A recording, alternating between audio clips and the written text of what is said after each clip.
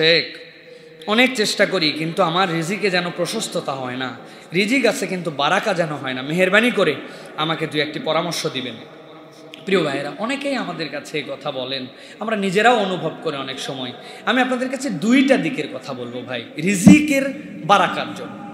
ভালো করে একটা জিনিস খেয়াল করেন, রিজিকের বারাকার জন্য নিজের শারীরিক সক্ষমতা দরকার। শারীরিক সক্ষমতা কিভাবে অর্জন হয়? শারীরিক সক্ষমতাও আল্লাহর আজকার দিয়ে অর্জন হয়। হযরত ফাতেমা রাদিয়াল্লাহু তাআলা আনহা নবীজিকে এসে বললেন, ইয়া রাসূলুল্লাহ, হাত দেখেন, আমার মেয়ের হাত কড়া পড়ে গেছে। কেন মা?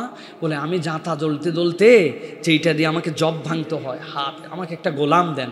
নবীজি সাল্লাল্লাহু আলাইহি ওয়াসাল্লাম বললেন, এর থেকেও ভালো তোমাকে কিছু দিব, যেটা তোমার জন্য এর থেকেও উত্তম। নিবে? রাসূল সাল্লাল্লাহু আলাইহি ওয়াসাল্লাম বলছে, হ্যাঁ। বলে, শোনো, তোমার জন্য তাহমিদ, তাসবিহ আর তাকবীর 33 বার সুবহানাল্লাহ, আলহামদুলিল্লাহ, আল্লাহু আকবার পড়ো, যাও।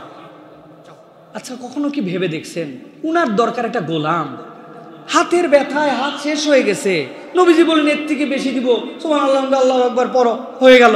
কেন নবীজি এই কথা বলেন?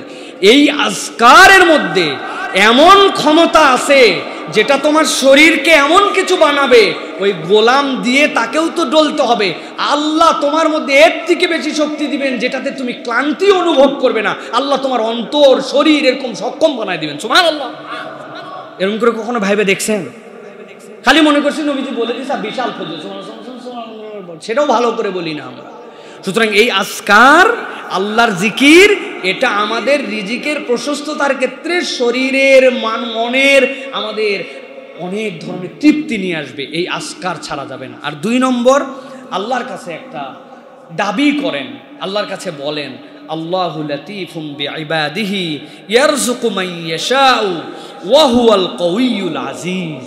অনেক সালাফরা বলতেন, এইটা যদি কেউ 5 ওয়াক্ত সালাতের ওজিফার পরে আল্লাহর কাছে একটু করে ওজিফা হিসাবে বলে, আল্লাহু লাতীফুম বিইবাদিহি, আল্লাহর ব্যাপারে আপনি আল্লাহর কাছে জানাচ্ছেন, ইয়ারযুকু মান ইয়াশা, যাকে ইচ্ছা তাকে রিজিক দিতে পারেন, ও হুয়াল কাউইয়ুল আজিজ, তার পাওয়ার ক্ষমতার কোনো সীমা নাই, পরাক্রমশালী আমার রব। আমার মতো গোলামকে একটু তিনি রিজিক দিয়ে বারাকা দিতে পারেন না?